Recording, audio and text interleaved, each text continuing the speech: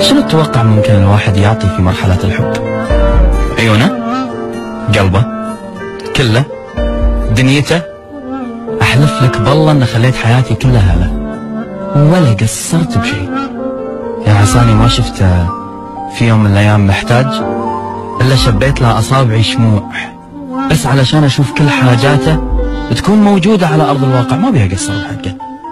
حبيت مثل ما يعني ما مر علي بحياته شخص يحبه بهالطريقة، وأتحداه إذا من بعدي أحد قدر يسد فراغ الحب اللي أنا خذيته معاي لما مشيت.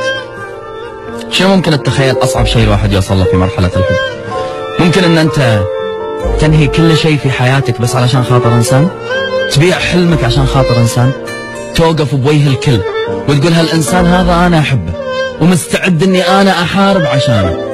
سويت هذا كله وهو كسر فيني كسرة، طعني بظهري، خان وابتعد. خان بعيونه بالبداية لما كان يدور غيري وأنا موجود والمفروض أني تارسها. خان بظنونه ثانيا لأنه كان المفروض يظن فيني خير وأنا للأسف كنت محل كل ظنونه السيئة. خانني بلسانه ثالثا لأنه حكى فيني وأنا عمري ما حكيت فيه. خانني بحبه رابعا وراح بعيد بحب غيري وكأن غيري اللي بيملي عيونه، بس ما يدري إن اللي يخون مرة ورب الكعبة يخون 10، واللي يقدر مرة إنه يطعن قلب ويأذيه راح يطعن قلب غيره. فاللي خذاه من بعدي الله يعينك لأنك راح تتعب.